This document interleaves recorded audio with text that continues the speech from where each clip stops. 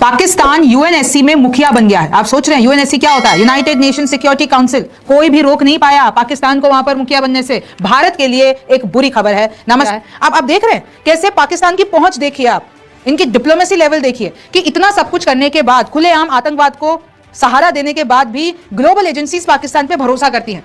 तो आप सोचिए कि कैसे अमेरिका चोरी छुपे पाकिस्तान से इश्क कर रहा है और भारत को धोखा दे रहा है कि भाई इसने तो ये जो भी, चाहे आप पहलगाम ले लीजिए, चाहे आप भारत के साथ संघर्ष ले लीजिए, तो ये तो एक तरीके से अवार्ड हो गया कि यूएनएससी में, जहां पे जो पूरे देश, इट्स एन इंटरनेशनल बॉडी और वहां पे इसको ये उपाधि मिल रही है। यूएन का भरोसा देखिए पाकिस्तान पे। और इस वजह से पाकिस्तान को हर उस मंच से एक तरीके से बरी किया जा रहा है जिस मंच पर दरअसल पाकिस्तान की जवाबदेही को तय होना चाहिए। इसका मतलब यह कि भारत ने जितनी मजबूती के साथ अपनी बात को रखने की कोशिश की, उसका दुनिया के दूसरे देशों के नुमाइंदों पर उसका कोई असर नहीं पड़ा। तो उसका अर्थ तो बहुत साफ है कि भारत लगातार दुनिया को कन्विंस ही नहीं कर पा रहा है।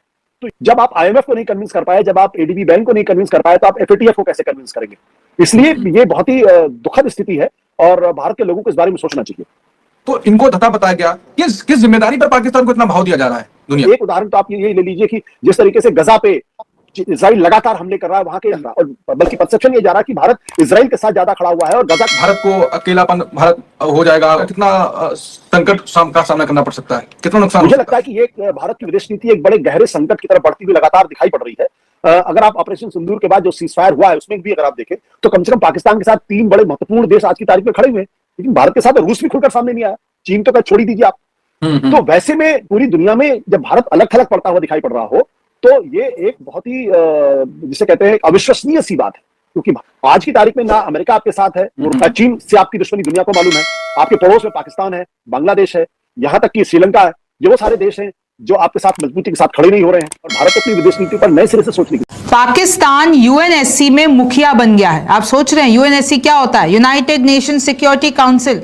कोई भी रोक नहीं पाया पाकिस्तान को वहां पर मुखिया बनने से। भारत के लिए एक बुरी खबर है। नमस्ते, मेरा नाम रिमझिम जेठानी है और आप न्यूज़ 24 देख रहे हैं। और अब मैं आपको एक ऐसी बात बताने वाली हूं जो कि एक आयरनी है। कैसे है? पाकिस्तान अब यूएन का counter terror panel vice chair करने वाला है, यानी मुखिया बन गया है, उपाध्यक्ष बन गया है उस पैनल का। यूनाइटेड नेशंस, आप सबको पता है, यूनाइटेड नेशंस एक पैनल है उसका, काउंटर टेरर पैनल, जहां पर आतंकवाद के खिलाफ बात होती है, आतंकवाद के खिलाफ एक्शन लिए जाते हैं, और वहीं पे पाकिस्तान को उसका मुखिया बना दिया है। हेड सैंक्शंस बॉडी, यानी जो सबसे ज्यादा आतंकवाद फैलाता है उसी को ही आपने मुखिया बना दिया है। क्या है? अब आप देख रहे हैं कैसे पाकिस्तान की पहुंच देखिए, आप इनकी डिप्लोमेसी लेवल देखिए कि इतना सब कुछ करने के बाद, खुलेआम आतंकवाद को सहारा देने के बाद भी ग्लोबल एजेंसीज पाकिस्तान पे भरोसा करती हैं। गुयाना और रशिया जो है वो वाइस चेयर होंगी, यानी गुयाना और रशिया, पाकिस्तान जिस कमेटी को हेड कर रहा है तो रशिया और गुयाना उसके उपाध्यक्ष होंगे, यानी टीम मेंबर्स होंगे। पाकिस्तान आया गया है तो ये अमेरिका के प्रभाव के बिना, अमेरिका के कंट्रोल के बिना हो सकता है। तो आप सोचिए कि कैसे अमेरिका चोरी छुपे पाकिस्तान से इश्क कर रहा है और भारत को धोखा दे रहा है, इराक को।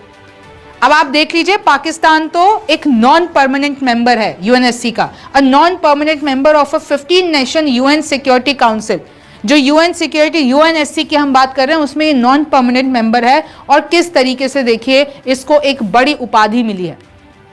तो फिर तो लोग तो यही कहेंगे कि भाई इसने तो ये जो भी, चाहे आप पहलगाम ले लीजिए, चाहे आप भारत के साथ संघर्ष ले लीजिए, तो ये तो एक तरीके से अवार्ड हो गया कि यूएनएससी में, जहां पे जो पूरे देश, इट्स एन इंटरनेशनल बॉडी और वहां पे इसको ये उपाधि मिल रही है। India previously chair the UN security councils, और भारत भी जिस कमेटी को इस वक्त पाकिस्तान जिसका मुखिया बना है, उस कमेटी को भारत ने भी चेयर किया है। वही यूएन है जो आतंकवाद पे बात करता है, ये वही यूएन है जिसको पता है कि पाकिस्तान की तरफ से, भाई यूएन ने जिन टेररिस्ट को लिटरली उन पे छाप रखा है ना कि यूएन की तरफ से टेररिस्ट हैं, उनमें से कईयों का लिंक पाकिस्तान से निकला है। लेकिन फिर भी यूएन का भरोसा देखिए पाकिस्तान पे। सबको पता है ओसामा बिन लादेन कहां छुपा हुआ था, सबको पता है पाकिस्तान के अबोटाबाद में छुपा हुआ था और कैसे यूएस नेवी सील ऑपरेशन में मारा गया था, फिर भी दुनिया को पता नहीं, दिखता ही नहीं है।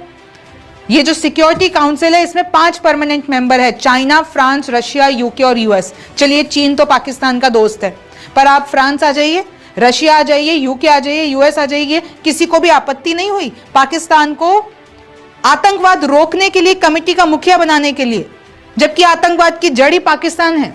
तो देश की मांग कर रहे हैं, तो ये लोग ये अपने अखबारों में छापते हैं कि भाई 40 इंडियन बैक टेररिस्ट को हमने मारा है, यानी भारत पाकिस्तान में आतंकवाद फैला रहा है, ये पाकिस्तान बोलता है। अब on threat India poses to regional state, उधर यूएन चीफ ने के सामने ब्रीफ करते हैं जाके कि कैसे भारत रीजनल स्टेबिलिटी के लिए सबसे बड़ा खतरा है। उधर ओआईसी जो कि 57 मुस्लिम देशों का एक संगठन है, उसके सामने जाके बोलते हैं कि देखिए ये भारत बहुत बड़ा खतरा है पूरे रीजन के लिए। भारत लंबे समय से दुनिया को बता रहा है कि पाकिस्तान आतंकवाद का गढ़ है और इसके खिलाफ अपने डेलीगेशन दुनिया भर में भेज रहा है। लेकिन रुकिए, कहानी में ट्विस्ट है। एशिया विकास बैंक ने पाकिस्तान को $800 मिलियन का बेल आउट पैकेज दे दिया है।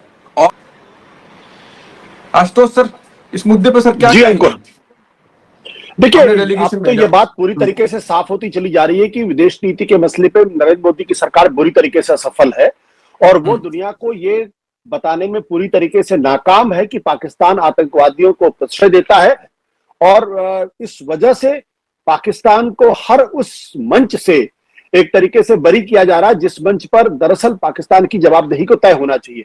ये जो एशियन डेवलपमेंट बैंक का जो मसला है ये अपने आप में बहुत ही महत्वपूर्ण है, इसलिए है क्योंकि एशियन डेवलपमेंट बैंक पे भारत ने बहुत मजबूती के साथ साबित करने की कोशिश की कि जो $800 मिलियन का जो पैकेज दिया जा रहा है पाकिस्तान को, दरअसल वो उचित नहीं है और पाकिस्तान इस $800 मिलियन का इस्तेमाल आतंकवादी गतिविधियों को बढ़ाने में दे सकता है।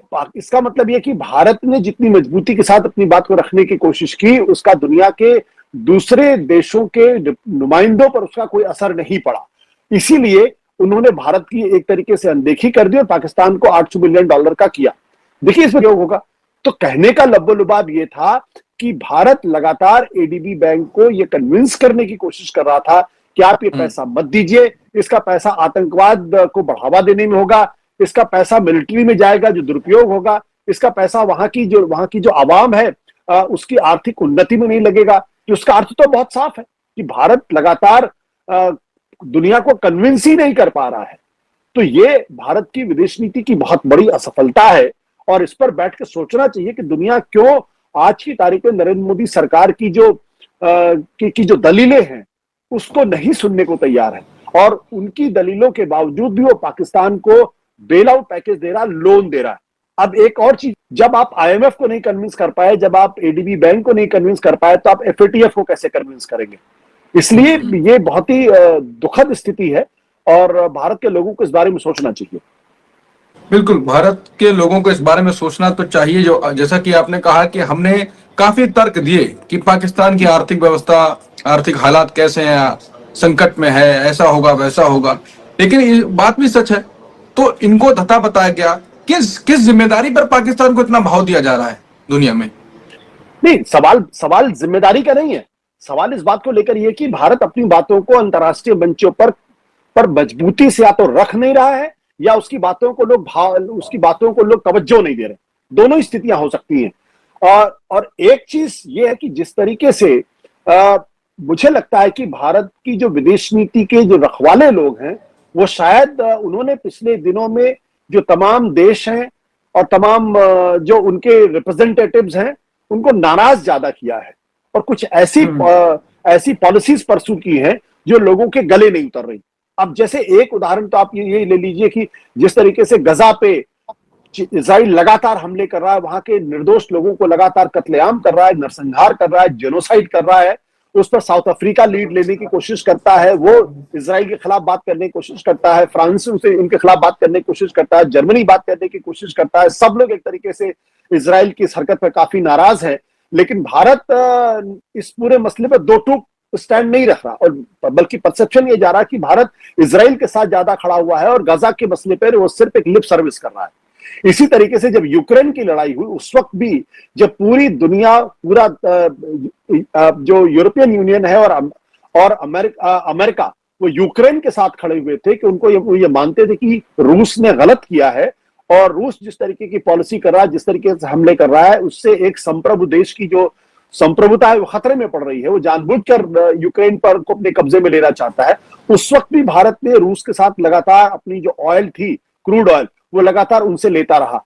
तो यहां पर भी लोगों ने ये देखा कि दरअसल भारत की विदेश नीति रूस के साथ ज्यादा अलाइंड है बनस्पति के यूक्रेन के साथ। तो ये कुछ ऐसे सवाल हैं जिन सवालों के जवाब भारत सरकार से पूछने चाहिए। और जैसा मैं पहले भी कह चुका हूं कि जब नाराजगी का आलम यह था कि हमारे विदेश मंत्रियों को जब यूरोपियन कंट्रीज के साथ एक रिश्ता रखने की कोशिश करनी चाहिए, तब आप उनको नाराज कर रहे थे और तब आप ये कह रहे थे कि हमको प्रीचर्स की नहीं पार्टनर्स की जरूरत है।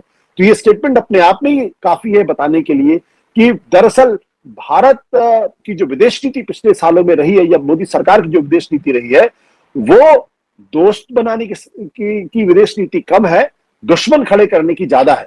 अन्यथा कोई कारण नहीं है कि भारत। आखिरी सवाल, इस नीति का भविष्य में कितना भारत को अकेलापन भारत हो जाएगा और भारत का कितना संकट का सामना करना पड़ सकता है, कितना नुकसान? मुझे लगता है कि ये भारत की विदेश नीति एक बड़े गहरे संकट की तरफ बढ़ती हुई लगातार दिखाई पड़ रही है।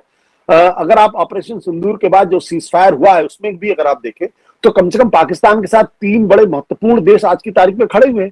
चीन तो हथियार सप्लाई कर रहा है, पूरी लड़ाई एक तरीके से पाकिस्तान के लड़ रहा है। तुर्की जैसा जो मुस्लिम कंट्री है वो मजबूती के साथ उसके साथ खड़ा हुआ है। उसका बेड़ा भी जो खाड़ी के में अरब सागर में आया हुआ था।